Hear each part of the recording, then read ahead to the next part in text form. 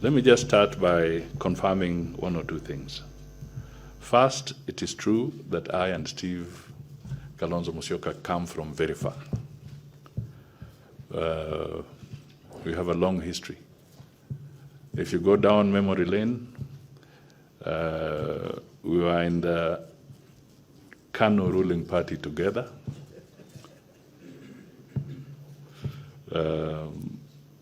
In fact, he was the first one to hold a big national post as the organizing secretary of Kano then. We came in later with others. We were in parliament more or less at the same time. He was there slightly ahead of me. But I remember we went to Germany together because we were both members of the parliamentary football team. And if I recollect very well, Kalonzo scored a goal in Germany.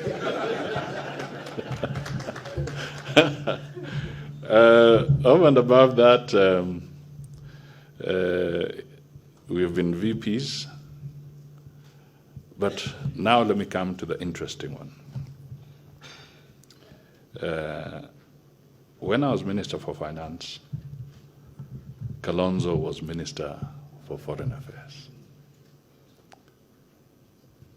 During the turbulent period of 1993 all the way to 1997, an extremely volatile period of about 5 years. It was not easy for Kenyans. And I wanted to bring this out because he talked about it. And I think it's an issue that Kenyans should not miss. Because the scenario we are living through now is more or less a replica of what we were going through in 1993,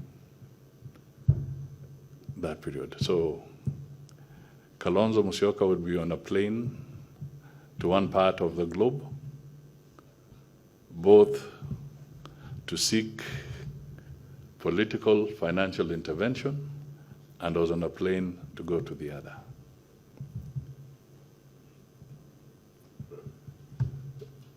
We had inherited an economy that had been devastated.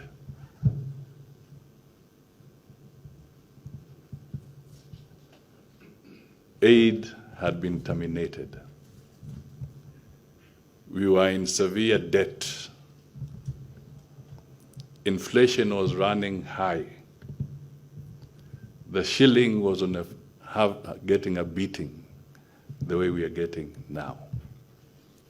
Prices of commodities were spiraling.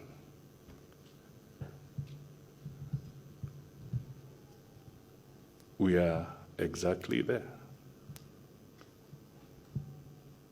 So the cost of living was bad. So is it now. But the long and short of it is this, that Steve, you and I, we carried this. The nation had to go through some pain, but we recovered. So I'm drawing that parallel today to just emphasize the point that what we are going through is because we cannot run away from the fact that the previous regime overborrowed. They put us in a serious financial crisis. To get out of it, and I said it in Parliament, it's going to take us, at a minimum, maybe 3 years. Because we are seeing debt that we have never seen before. So the only thing we can do is really to coalesce and then talk together and work together and then start dealing with these issues. Because there's no way we'll get the open passes from the international community at this stage. Things are tight. There's no way we can live without enhancing revenue collection locally. We have to. Otherwise, we'll be in default. And the consequences of default are known. We had to go and renegotiate our debt at that time, to schedule our debt. My brother knows. We went through those difficult times. So it is important that we don't take a shortcut and just say that the cost of living is high. Let us ask ourselves also, how did we get here?